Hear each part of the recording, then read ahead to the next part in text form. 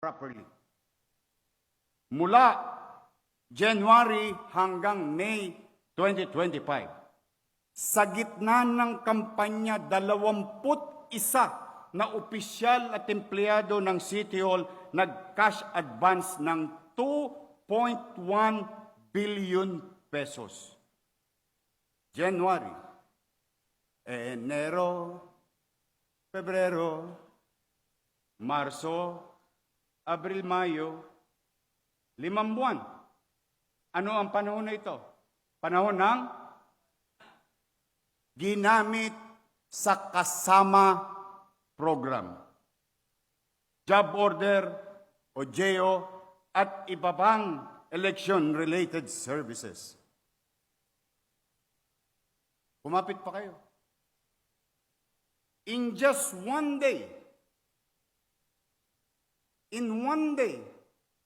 they authorize one person to draw 3 checks in one day. Kaya siguro may bolt sa opisina ko. Isang tao lang.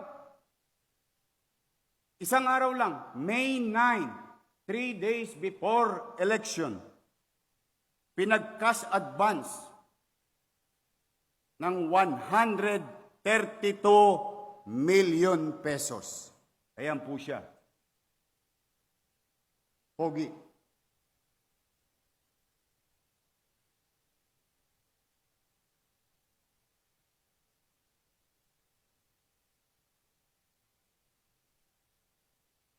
Mind you, and let me repeat, in one day,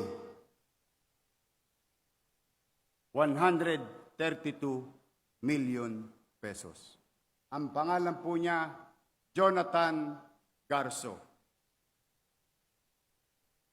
Kahit na ipinagbabawal ng Omnibus Election Code, ang titigas nyo,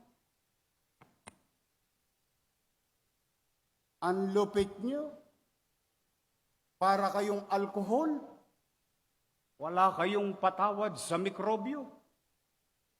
Basura kinukuha niyan eh. Isa pang mataas na opisyal ng City Hall, lilingunin natin sa tawag na Assistant City Administrator. Nag-transfer ng malaking pondo from General Fund patungong Trust Fund. Yorme, wala naman pong masama doon, nag-transfer lang pala.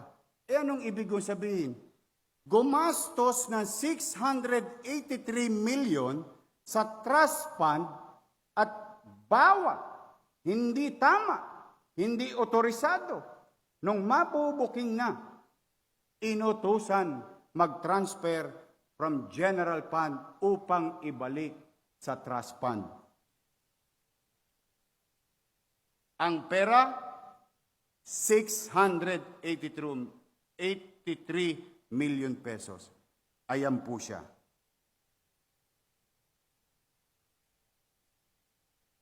Joy Dawis Asuncion.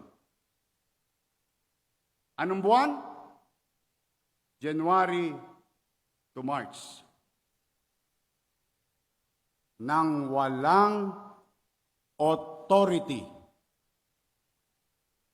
Ibig sabihin, winawaldas natin yung trust fund and the basic concept of trust fund. That fund has dedicated or merong takdang gamit. Nagalaw. Kung saan ginalaw sa mga manonood, pumanatag kayo. Aalamin po namin yun.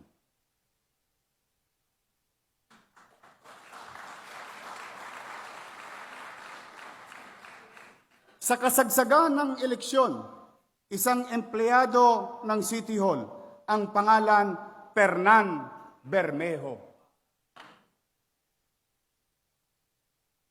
Nag-cash advance ng 641 million pesos, Councilor Jong Isip.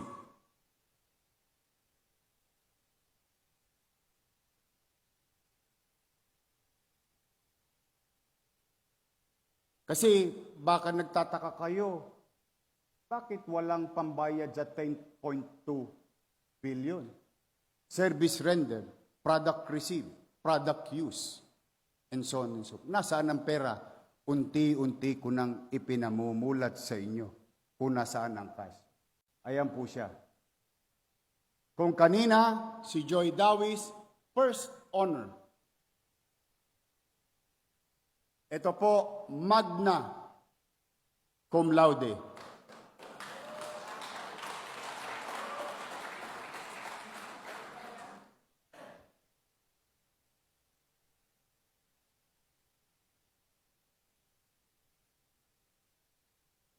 Ang susunod, ang summa cum laude.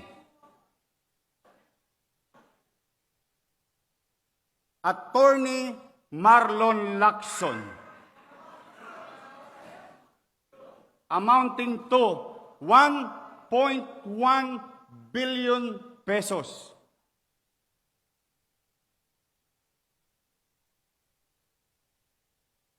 Sila ba'y may krimen na ginawa?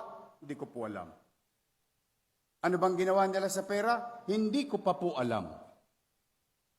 Pero sigurado ako, one way or another, malalaman ko rin may nakinabang dito sa sesyon na ito.